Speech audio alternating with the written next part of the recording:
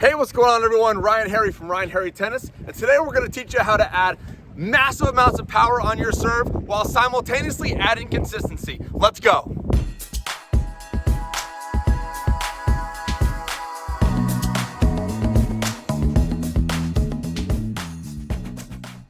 Today we're going to be working on what we call pronation, which is an act with the arm movement with the forearm and hand from going side position to forward. One thing that we see as coaches with beginning to even to intermediate players, we see an approach we oftentimes call the frying pan. Well, at least it wasn't short. Where you're holding with an aggressive forehand grip, but we're really taking the strings, turning them straight up. We're adding and applying a sort of flick to the ball at contact. And sure, this approach is going to add a lot of power. There's no questioning that. However, it's not going to give you that consistency to get that ball in at a high percentage. So what you're going to oftentimes see from people that use that frying pan method is you're going to see if they miss that first serve, what does their second serve look like? They plop it in. It's going to be a very weak second serve, and that means that you're putting a ton of pressure to get that first serve in each and every time. So today we're going to go over 3 progressions so that you can learn how to pronate on the serve, and you can implement that into your game plan immediately.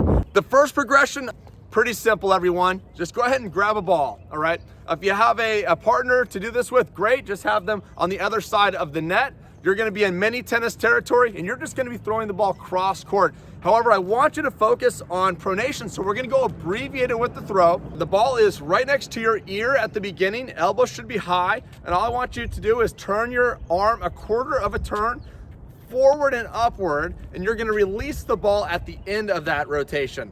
Believe it or not, that's pronation. So if you're able to do this drill, then you've already learned what we're going over today, and it's gonna be easy to implement once we get our rackets in our hands. All right, so just go ahead and throw cross court to your partner a few times. Once again, ball up near your ear, the elbow is nice and high. You're gonna turn your arm and hand a quarter turn forward, releasing right at the end of that motion. Once that throw's feeling pretty good, we're gonna go to our next step, our second progression. You're gonna need your racket and once again, one more ball, okay?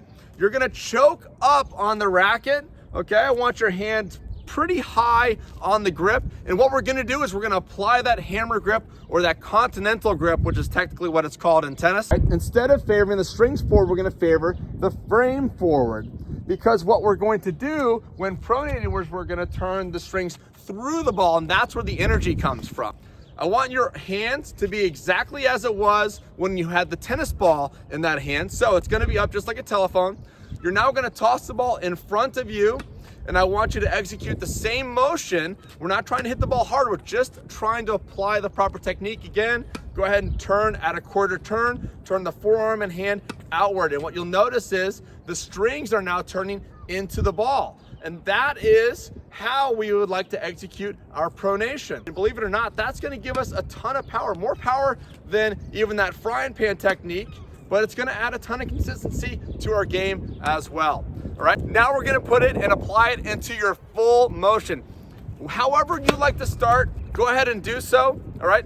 But what I want you to focus on, at time of contact, I really want to make sure that when you're turning into the ball, you are applying that pronation. You do have that proper grip. That's what we're looking to learn today. Don't think about 18 things at once. You're working on one specific thing. You're applying that into the serve that you currently have. All right, we're not reinventing the wheel here. All right, we're just applying a new piece of technique to your already awesome serve. This should give you the opportunity to hit the ball with a ton of power. At the same time, it should allow you to hit your target much more frequently, and that's what we're looking to do. We're looking to have about 70% first serves going in. That way we get a nice weak second shot from our opponent, and guess what? Now the court is yours. Okay everyone, I hope this video helps you out. I hope you enjoyed it. If you did, or if you have any questions, feel free to comment below. I'd love to hear from you. Other than that, if you don't mind, if you could please like, subscribe, and push that bell notification. That will give you access to a lot more of my videos in the future. I really appreciate it. All the best. See ya. Service. Oh. Sorry.